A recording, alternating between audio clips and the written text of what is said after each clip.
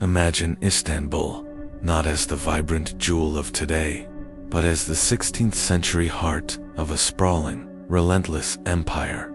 The year is 1520, and fate has delivered you a young woman, perhaps stolen from the Russian steppes or captured in the Caucasus, to the gilded gates of Topkapi Palace. But this is not a fairy tale. This is the Haremia Humanon, the imperial harem. The world refers to it as the Sultan's pleasure palace. Those within know it as the state's most fiercely guarded political machine. Your footsteps, perhaps, are the final echoes of your old life. Swallowed silently by the polished marble of the Sophia, an older woman, a Kalfa dressed in silk, leans close. Her eyes, hardened by a lifetime of survival, convey one urgent truth. The laws here are not custom. They are not matters of simple etiquette. They are chains, forged of silk and gold, unseen yet unbreakable, binding every moment of your existence. What she whispers to you now is the code of survival, a code where intimacy is treason and love is a crime against the state. These are the cruel, intricate bedroom laws of the Ottoman harem, where an empire transformed human closeness into the ultimate instrument of control. They were precise, they were controlling, and they were, to the terrified women trapped within, the very definition of a living nightmare. The first rule, the most devastating in its psychological reach, was a deliberate, centuries-old ritual designed to shatter any possibility of genuine attachment.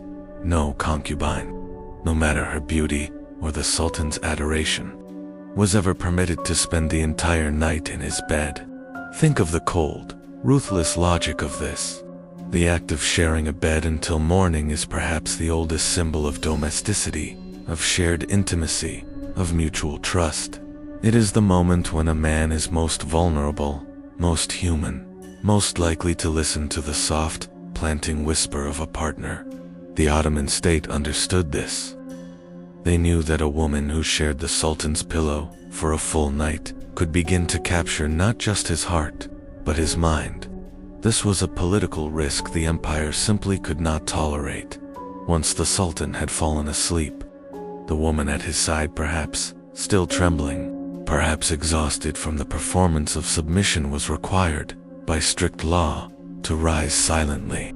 She had to gather her clothing, every piece of it a potential relic to be documented, and slip back into her assigned quarters, far removed from the private chambers. Guards, the watchful, silent, and castrated Ugas, stood watch through the night, listening for any deviation, any sign that the rule had been broken. The punishment for being found in the Sultan's chamber when the first rays of light touched the intricate lattice windows was immediate and brutal: execution. It wasn't merely exile or disgrace, it was death, swift and total, to enforce the terrifying consistency of the rule. The women of the harem were acutely aware that their worth was not measured by their passion, but by their compliance to a system that treated the Sultan's desire as a regulated commodity. This single law ensured that no woman would ever share the Sultan's bed long enough to capture both his political will and his intimate affection. This rule was the ultimate defensive barrier against the so-called Sultanate of Women, the period of unprecedented political influence wielded by royal women. The officials, the viziers, and the grand muftis feared the pillow talk, the secret council that could bypass all official channels of state by enforcing the ban on overnight stays. The valid sultan, the sultan's mother, and the most powerful woman in the harem maintained her own iron grip, ensuring no young rival could ever supplant her as the chief, private advisor to the ruler.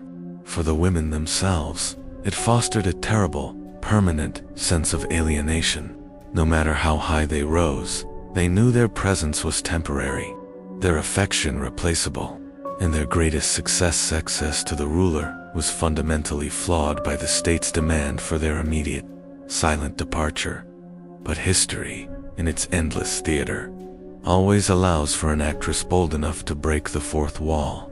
And in 1520, one woman challenged this sacred centuries-old law, and incredibly lived to tell the tale. She was a young Ruthenian captive, a girl stolen from what is now Ukraine, known to history as Harem Sultan. Her name, Harem, meant the cheerful one, yet her actions were anything but light-hearted. When she remained in Sultan Suleiman the Magnificent's chambers until the morning light, a moment that should have sealed her death sentence it, instead marked the astonishing beginning of her ascent to power. The reaction within the harem was not merely shock, it was political earthquake. Senior concubines, who had sacrificed years of their lives obeying this brutal code, were absolutely horrified. The valid sultan, the mother of Suleiman, saw her authority, the very foundation of the harem's order, threatened by this newcomer who dared to turn a private rebellion into a public, brazen revolution. Palace records from the period describe chaos rippling through the hierarchy. Established favorites demanded harem's immediate execution. Yet, the younger women, those desperate for a different path, whispered anxiously, was the rule still valid? Could one woman actually bend the very foundation of the Saray? Harem's defiance was a political masterstroke, disguised as romantic audacity. By refusing to leave, she forced Suleiman's hand, compelling him to either execute her and confirm the harem's absolute power, or protect her and assert his own unique desire over the bureaucratic system. Suleiman chose the latter. He didn't just protect her. He eventually took the unprecedented step of marrying her legally, making her his official Ottoman wife. This was a move that had not been seen in the dynasty for 2 centuries, shattering the principle that the sultan could only mate with slaves or captives. Harem's triumph proved that the most intimate act, staying past dawn, could be the most effective political weapon. Her story is a testament to the fact that even the most rigorous machine of control could be momentarily circumvented by a single, determined soul, but it came at the cost of terrifying, immediate upheaval, demonstrating to all women that true power lay not in submission, but in the calculated risk of defiance.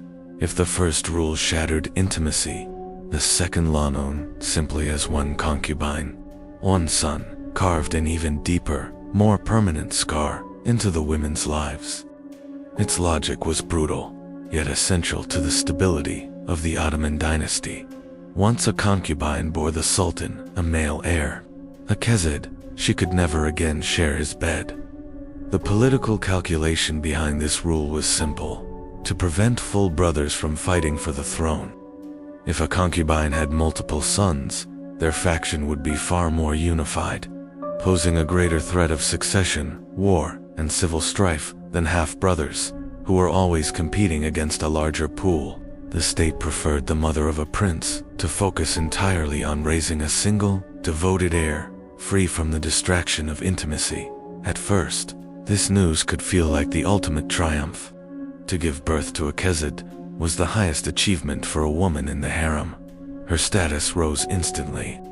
She was moved from crowded communal quarters to grander, separate apartments, assigned a large staff of servants, and granted significantly greater wealth, all to ensure the best possible upbringing for the future sultan.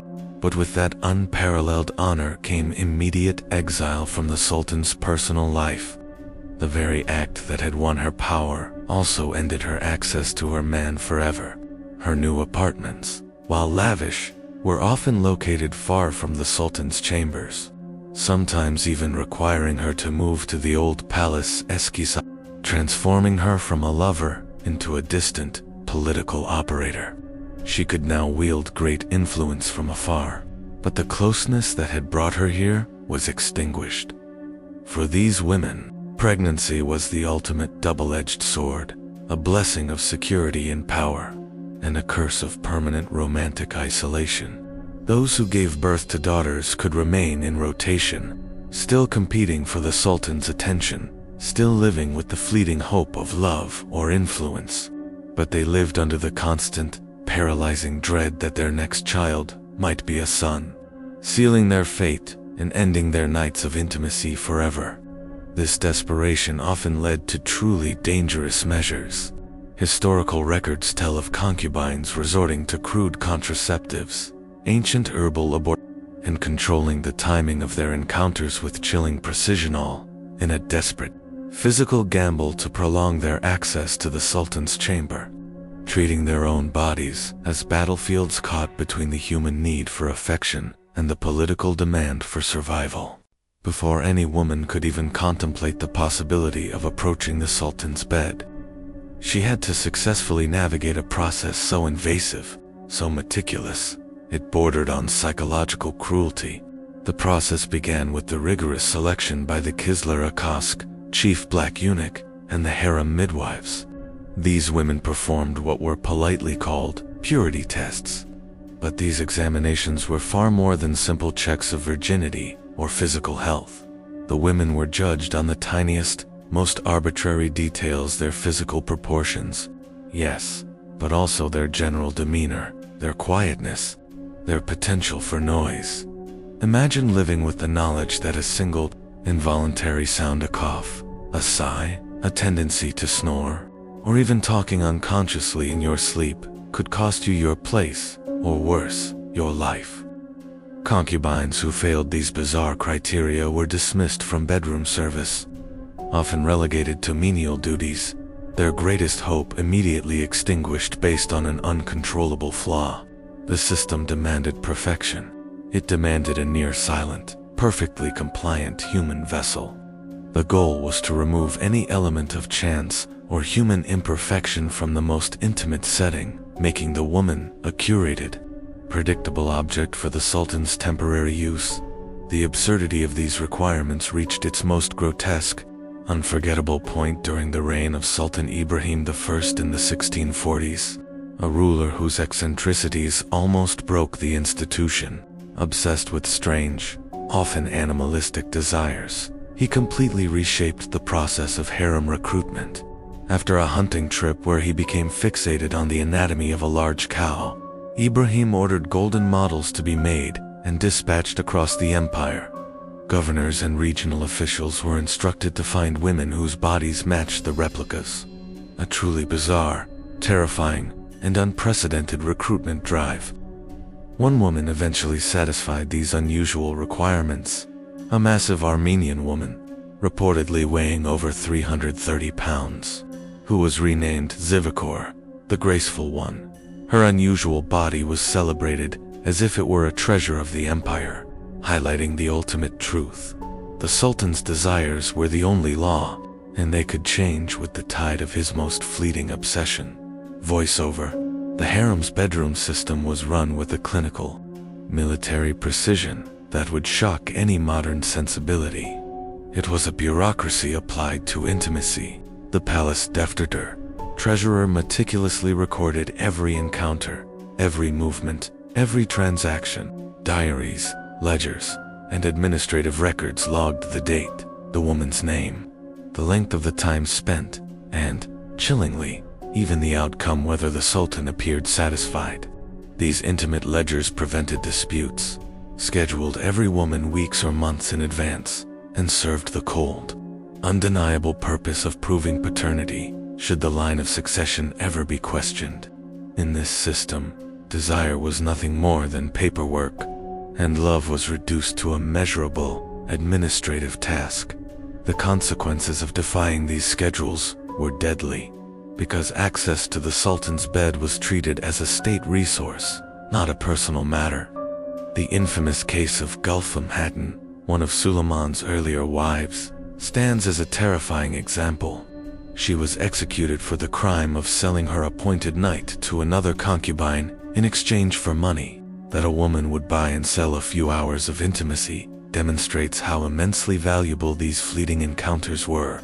The potential power and money that could be earned from a single, successful visit. But her execution by drowning in the Bosphorus, the traditional method for silencing harem women who threatened the state's order, proved the ultimate, brutal truth. Bedroom access belonged solely to the state, not to the women, and any attempt to commodify it privately was seen as an act of treason. The rotation itself was orchestrated with the ceremony of a coronation by the valid sultan.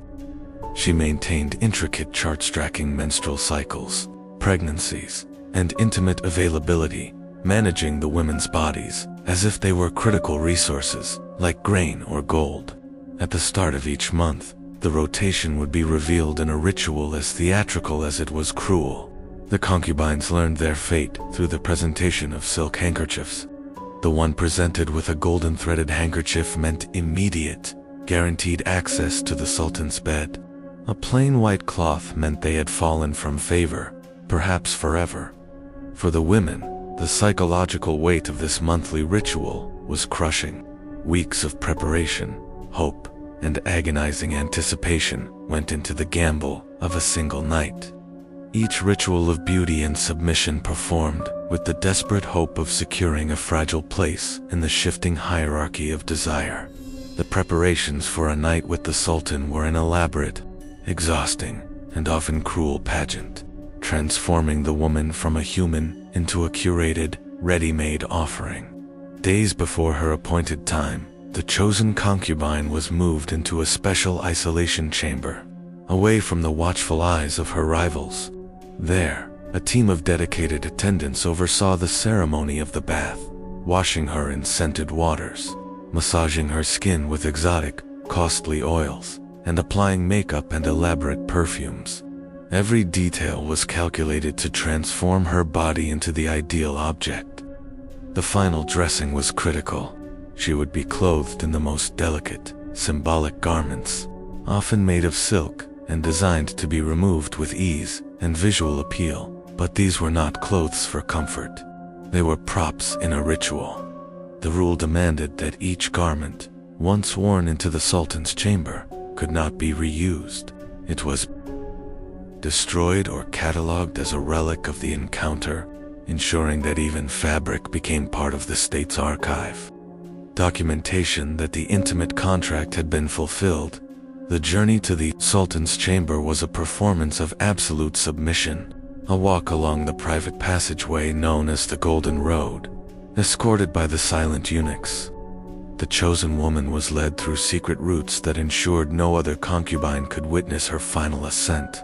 Every turn in the route, leading her from the crowded communal quarters into the silence of gilded isolation, reminded her of her place when she finally entered the chamber. She was expected to perform a series of carefully rehearsed rituals. She was to approach the Sultan, stop several feet from the bed, and kneel, kissing the hem of his robe, the ultimate gesture of subservience. Crucially, she was never allowed to turn her back on the Sultan, not even in the most private moments. This was not only a gesture of deference, but a practical security measure against the chance that she might conceal a weapon. Every movement was scripted, every gesture monitored, ensuring that in this controlled world, even passion was treated as a potential threat to imperial security. The training that produced this level of submission began the moment a woman entered the harem. New arrivals endured up to 2 years of relentless, all-encompassing conditioning. They were taught music, languages, and court etiquette, but the most guarded lessons were in what the palace called the intimate arts. Elderly concubines who had survived decades in the system instructed them in the highly specialized techniques of performance, how to read the Sultan's moods by the smallest twitch of his brow, how to mirror his desires without ever appearing too eager, and, most dangerously, how to feign devotion while keeping their own hearts locked away. By the end of training, these women were masters of deception. They could perform emotions on command: love, passion, indifference, each one a perfected act essential to keeping them alive. The final test of this training was chilling. Candidates were required to demonstrate their skills in simulated encounters before a panel of senior harem officials. Their movements, expressions, and submission were judged as if intimacy were nothing more than a highly scrutinized theater performance. Those who failed were condemned to a life of lower servitude. Those who passed entered the terrifying rotation of the Sultan's bed. Voiceover. The cruelty did not end when the ritual was over. immediately after every intimate encounter. The concubine was escorted out by the waiting eunuchs and subjected to a medical examination within hours. Her body was inspected for any sign of conception. Her worth was measured not by her feelings or her skill, but by whether she might bear a child. This relentless surveillance stripped away the possibility of genuine, human love. To show real, genuine affection for the Sultan was not only foolish, but dangerous. Women who dared to display real emotion, whose loyalty appeared to be to the man rather than to the empire he represented, were seen as threats to imperial order. They were quietly, effectively removed from the rotation, sometimes sent away to distant provinces, sometimes worse. The harem itself was a massive, living web of espionage. Senior concubines were expected to report on the younger ones. New arrivals were encouraged to expose the mistakes of their rivals. Every smile, every whisper, every glance could be twisted into evidence of betrayal. The system thrived on mistrust, ensuring that no group of women could ever truly unite. As suspicion poisoned every bond and friendship, even the most seemingly trivial aspects of life were weaponized. Their diets were controlled by palace physicians, who designed meal plans that shifted with political needs foods to encourage fertility when heirs were wanted, and specific dishes forbidden because they might affect a woman's scent or taste. Every bite, every sip was dictated by the demands of imperial pleasure. Beauty itself became another brutal battlefield. The standards were unforgiving, and the methods were deadly. Women, in pursuit of the pale, luminous skin prized by the court, smeared their faces with lead-based powders, ignoring the toxins that burned and poisoned their flesh. Others rubbed mercury into their cheeks to achieve a fleeting youthfulness, slowly poisoning their bodies. They removed hair with caustic substances and starved themselves into the required fragile silhouettes. Fainting during encounters was common, the physical result of relentless dieting and these toxic beauty rituals. The clothing regulations were equally suffocating. Every garment was symbolic, its fabric and color signaling a woman's precise, documented status in the hierarchy.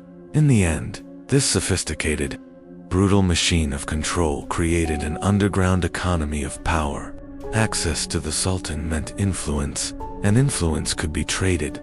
Women who had fallen out of favor sometimes sold their personal jewelry to bribe servants or influence the rotation. Others used their scheduled nights as bargaining chips in the political games of the court. It was a hidden marketplace where intimacy itself became currency. The training that forged these women into instruments of power left scars deeper than any physical wounds. The suppression of their voices, their emotions, their very identities. The women who emerged from years of training were no longer fully themselves. They were fragments, carefully reshaped into vessels of the empire. The architecture of Topkapi Palace still stands, the tiles still glisten, and the corridors still echo with silence. These rules, so foreign to us, endured for over 6 centuries, shaping the lives of thousands of women until the Ottoman Empire itself finally fell in 1922. Within those walls of marble and tile, power successfully transformed love into treason and intimacy into a meticulous, terrifying theater. The story of the harem is not simply about concubines or sultans. It is about how an empire's need for absolute control can strip away humanity, leaving only rituals, records, and ruins. It is about how the most intimate aspects of human life, love, desire, and trust can be twisted into weapons when authority demands it. And they warn us, across the centuries, that whenever power seeks to control the human heart, the cost is always, and universally, measured in suffering. For in those hidden chambers of the Ottoman Empire, intimacy was never about passion. It was about power, and power, when unchecked, will always claim the deepest, most cherished parts of the human soul.